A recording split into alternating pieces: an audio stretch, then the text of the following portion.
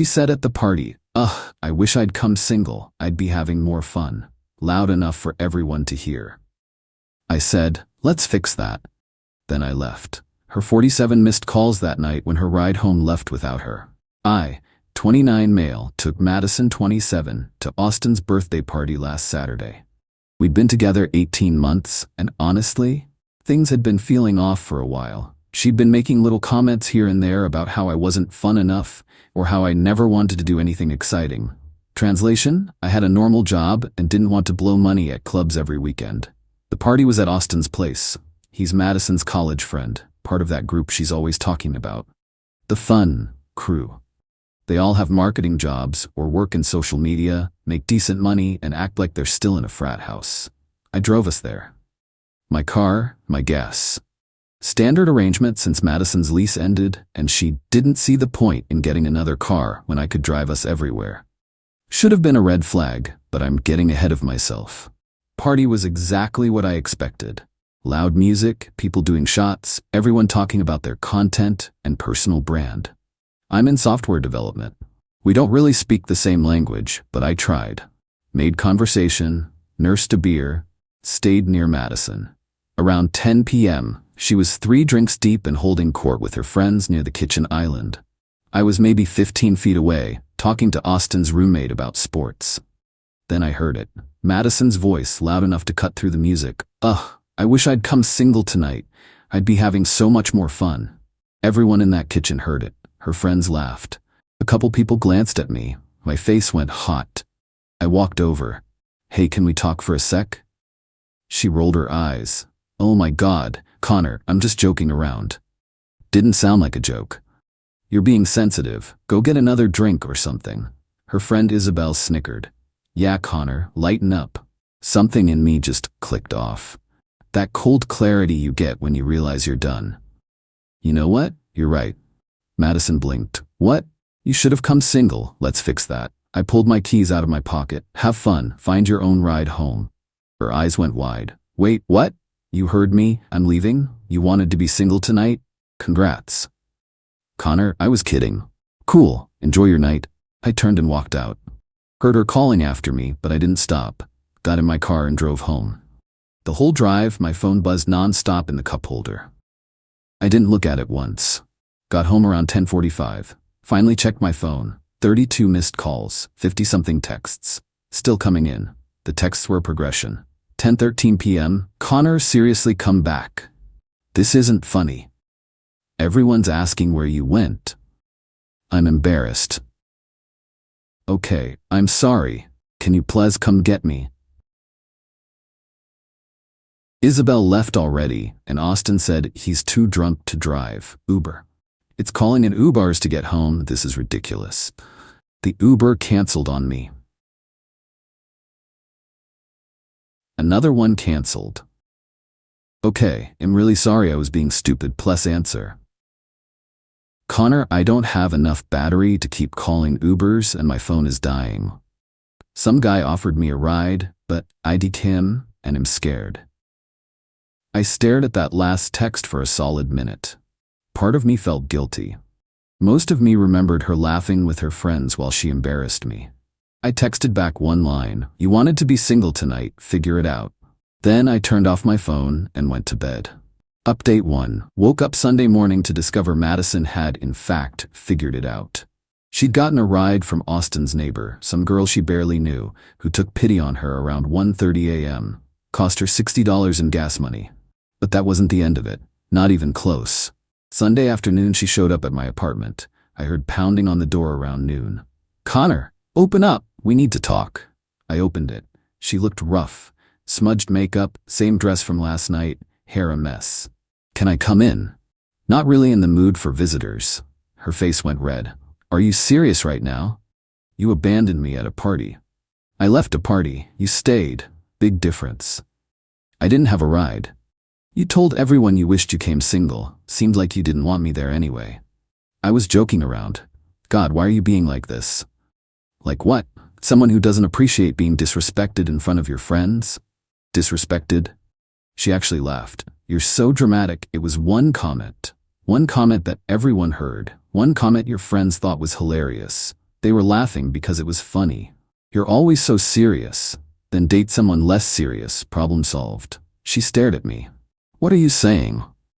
I'm saying I'm done, Madison. Done being your chauffeur. Done being the boring boyfriend you complain about. Done. You're breaking up with me over a joke? I'm breaking up with you because you don't respect me. The joke was just the final straw. Tears started forming. The waterworks. Right on schedule. Connor, please. I love you. I was drunk and being stupid. It won't happen again. You're right, it won't. Because we're done. But where am I supposed to go? That threw me. What do you mean? I've been staying here 4 nights a week. My stuff is here. Your stuff is 3 outfits and a toothbrush. Take them. You know I gave up my apartment because we were practically living together. Actually, no. She gave up her apartment because the lease ended and she didn't want to sign a new one. Said she was basically living with me anyway, so why waste money? I'd never actually agreed to live together officially. That was your choice. I never asked you to move in. Are you kidding me right now? Madison, you need to leave. Where am I supposed to stay? Not my problem. Maybe Isabel's place. Or Austin's. Or literally anyone from that party who thought your joke was so funny. She started full-on crying. I can't believe you're doing this to me. I didn't do anything. You made your choice at that party. I'm making mine now. You're an asshole. Maybe. But I'm an asshole who's not wasting any more time on someone who doesn't respect him. She grabbed her stuff, which really was just some clothes and toiletries, and stormed out. Slammed the door hard enough to rattle the frame. Felt weird after she left. Not sad, exactly. More like relieved. Then Monday morning, the real fun started. Got a text from her friend Isabel. You know Madison cried all night because of you, right? You're a jerk. Blocked. Got a call from Austin. Answered out of curiosity. Dude, what the hell? Madison's devastated. She'll get over it. Over a joke? You're really ending things over that? Did you hear what she said? Yeah, it was funny. You're being uptight. Cool. Thanks for your input. Hung up. Then came the Instagram post. Hudson posted a long story about toxic relationships and emotionally abusive men who abandon you for one mistake. Tagged it with about 50 mental health hashtags. Didn't respond. Didn't even look at it more than once, but apparently it got attention. Started getting DMs from people we knew. Some supportive, some asking what happened, some straight up calling me names. The best one came from Madison's sister, Peyton. She called Tuesday evening. You left my sister stranded at a party? In the middle of the night? I left at 10 p.m. She stayed, at a party with dozens of people she knew, hardly stranded. She had to get a ride from a stranger. She had to get a ride from someone at the party, after her friends all left. That's called consequences. For what? Making a joke? For publicly humiliating me, and then acting like I should just take it. You're unbelievable. She gave up her apartment for you. She gave up her apartment because she didn't want to pay rent. I never asked her to move in. She's been staying with me since Sunday, and she's a mess. You need to apologize. I'm good, thanks. You're heartless. I'm someone who finally stopped letting your sister treat me like convenience. There's a difference. She hung up on me. Wednesday, things escalated. Madison texted from a new number. We need to talk about getting my stuff back. You took your stuff Sunday. No, my actual stuff. The clothes at your place, my hair straightener, my laptop charger, the groceries I bought. I went and looked. She'd left maybe 2 more outfits, a hair straightener, and yeah, a laptop charger. The groceries she bought were a carton of almond milk and some yogurt cups, maybe $8 worth of stuff. You can pick it up Saturday, between 2 to 4 p.m. Let me know when you're coming. Can't you just drop it off at Peyton's? Nope. Why are you being like this? I'm not your delivery service. You want your stuff? Come get it. I'm not coming there alone. Bring Peyton, or Isabel, or Austin. Don't care. Saturday came.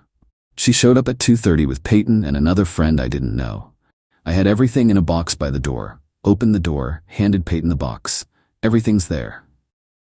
Madison tried to look past me into the apartment. Can I just... No. Everything you left is in the box. What about the $200 I gave you for utilities last month? I blinked. You never gave me $200 for utilities. Yes, I did. In cash.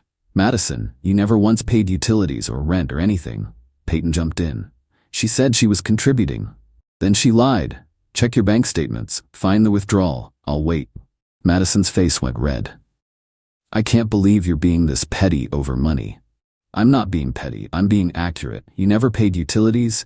You never paid rent. You stayed here for free while complaining I wasn't fun enough. Because I was your girlfriend. You're supposed to take care of me. And there it was. The entitlement, fully on display.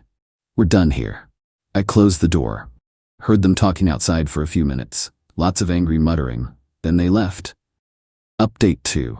The week after the stuff pickup, Madison went scorched earth.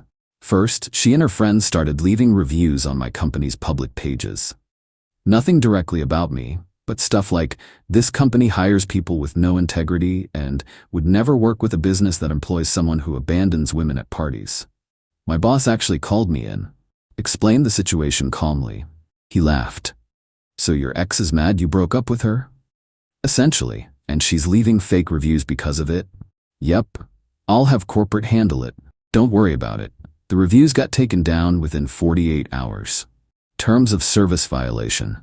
But Madison wasn't done. She started texting my friends, the ones she'd met through me over the past 18 months. One of them, Trevor, sent me screenshots. Madison, hey, I know we don't talk much, but I wanted you to know what Connor did to me. Madison, he left me at a party alone at night, and now he won't even talk to me. Madison, I've been literally homeless, staying on my sister's couch, and he doesn't even care. Trevor's response, Madison, I was there that night. I heard what you said. Connor wasn't in the wrong. It was a joke. Jokes are supposed to be funny. She'd sent similar messages to 3 other friends. All of them told her some version of the same thing. She blocked all of them. Then came the Venmo request. $450 with the note, for rent, utilities/food from the last month. I denied it with my own note, never agreed to financial support. She sent another one, $280, gas money for driving me everywhere for 18 months. Denied. You never offered to pay, not my problem. She sent a third one, $125, emotional damages. I screenshotted all 3 and posted them to my close friend's story with the caption, "The audacity." Got a lot of supportive messages, including one from her college friend Nathan, who I'd met a few times. Bro, Madison told everyone at Austin's party last night that you're financially abusing her by withholding her money. Just wanted you to know she's lying. Financially abusing her. By not giving her money she never had a claim to. The logic was impressive. The following Tuesday I got a letter. Actual certified mail, from a lawyer. My heart sank for a second. Opened it. Read it. It was a cease and desist letter, demanding I, 1. Stop harassing Madison. 2. Return her property, unspecified. 3. Pay her $800 in owed financial compensation. 4. Remove all social media posts referencing her. I read it 3 times. Then I noticed the lawyer's name and firm. Googled them. It was one of those pay $100 and we'll send a scary letter services. Not a real legal threat. I ignored it. But I did call my own lawyer, my college roommate from way back, Dennis, who specialized in family law. Connor, you got a letter from an online legal threat service. It's worth less than the paper it's printed on. So I don't need to respond? Only if you want to waste your money. She's got no case. You didn't harass her, you don't have her property, you don't owe her money, and your social media posts are protected speech as long as they're true.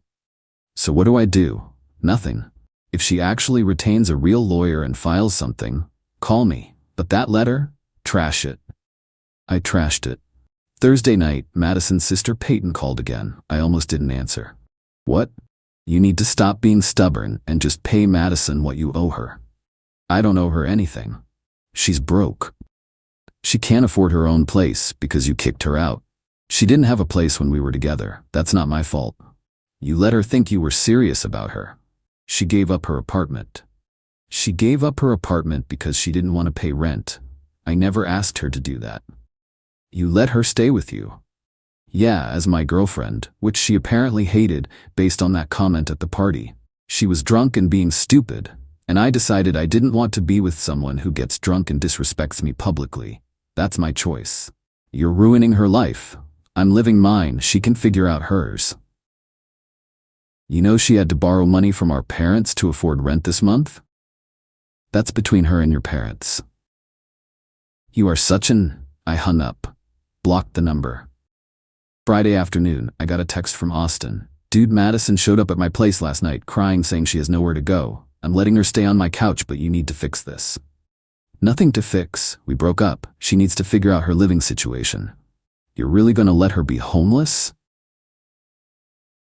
She's not homeless. She's staying with you. Temporarily. Still not my problem.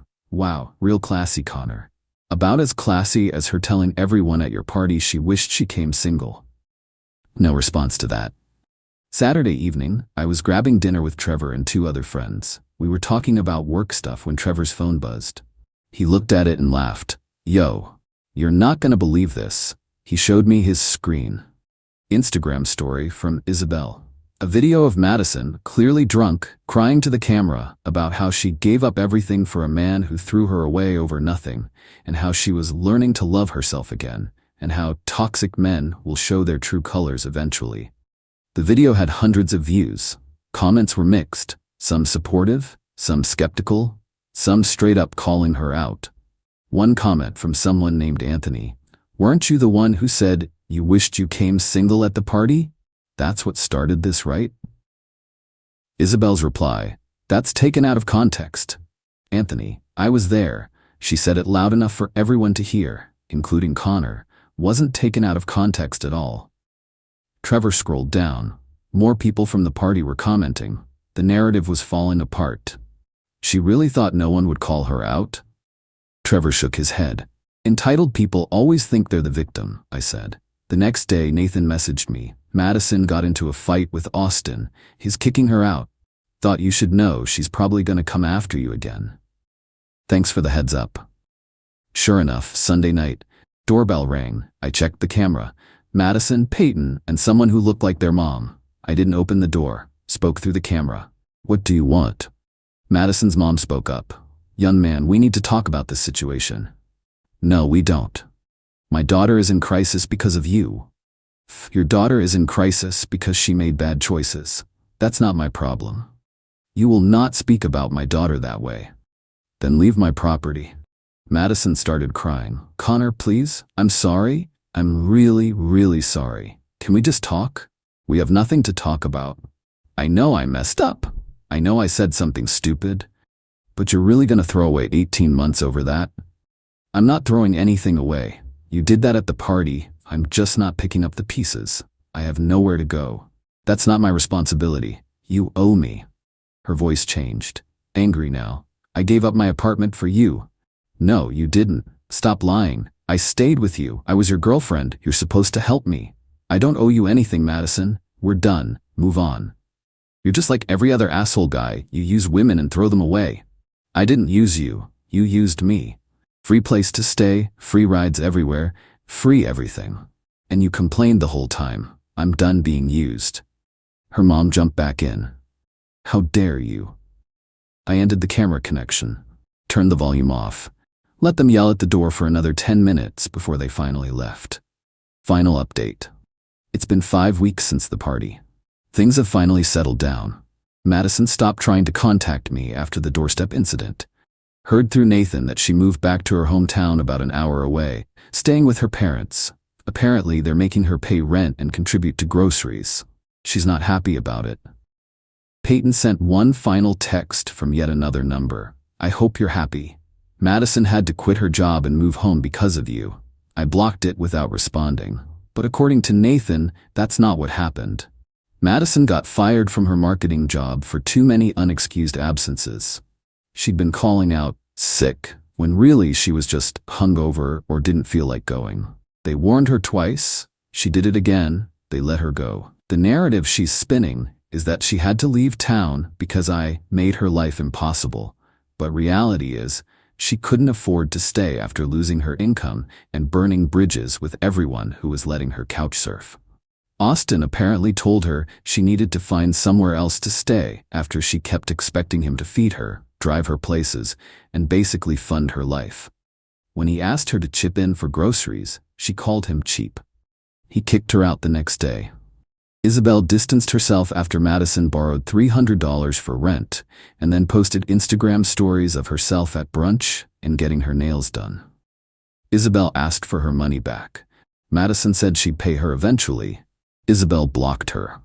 The friend group basically dissolved over it.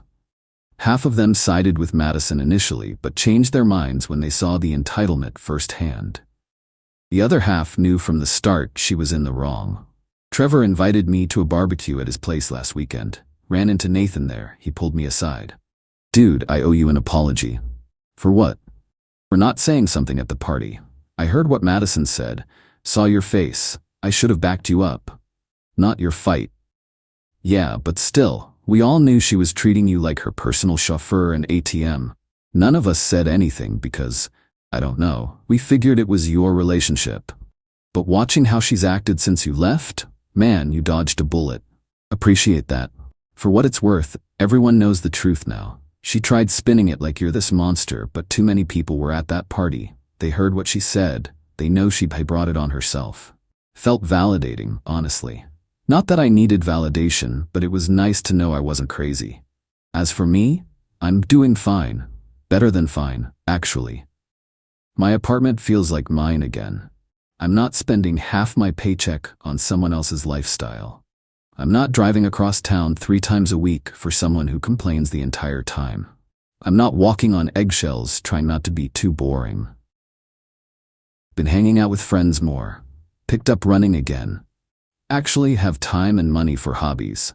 Went on a date last week. Nothing serious, just coffee with someone I matched with on an app. We talked about books and travel. She paid for her own coffee. Didn't complain once about how I wasn't fun enough. Is it weird that that felt revolutionary? That someone could just be pleasant? Not make everything about what I wasn't doing for them? My therapist says I was in a pattern of accepting less than I deserved. That Madison's behavior was emotionally draining, and I normalized it because it happened gradually. The party comment wasn't the problem. It was the final straw of 18 months of being taken for granted. Looking back, there were red flags everywhere. The way she never offered to pay for anything. The way she complained about my apartment but refused to contribute to rent. The way she'd make plans with her friends and just expect me to drive her. The way she'd criticize me for not being spontaneous enough, while simultaneously expecting me to fund her spontaneity. I ignored all of it because I thought that's what relationships were. Compromise, sacrifice, putting up with stuff. But there's a difference between compromise and being a doormat. Took me too long to figure that out. The funniest part? She really thought I'd come crawling back. That the threat of losing her would scare me into apologizing and taking her back. That I'd be so desperate to not be alone that I'd accept being disrespected. Instead, I'm here. Single, peaceful, and actually happy. She's back home with her parents, unemployed, burning through her friend group and learning that actions have consequences. Some people might think I was too harsh, that I should have given her another chance, that leaving her at the party was petty. Maybe it was petty, but it was also the wake-up call I needed. The moment I realized I'd rather be alone than be with someone who didn't respect me. And honestly, being alone is pretty great. Got a text yesterday from an unknown number. Didn't recognize it. Opened it anyway. "Hey, this is Nathan. Madison asked me for your new address. I told her I didn't have it. Just wanted to give you a heads up that she's still not over it. Thanks, man. Appreciate the warning. No problem. Also, if you're ever down to grab a beer, let me know. You seem like good people." Will do. Blocked Madison's old numbers preemptively. Changed my social media to private. Not taking any chances. The way I see it, I'm not the one who screwed up. I'm not the one who publicly humiliated my partner. I'm not the one who expected someone to bankroll my lifestyle. I'm not the one who burned every bridge trying to avoid accountability. I just stopped accepting disrespect. And if that makes me the bad guy in her story, I'm fine with that. Because in my story, I'm finally the main character.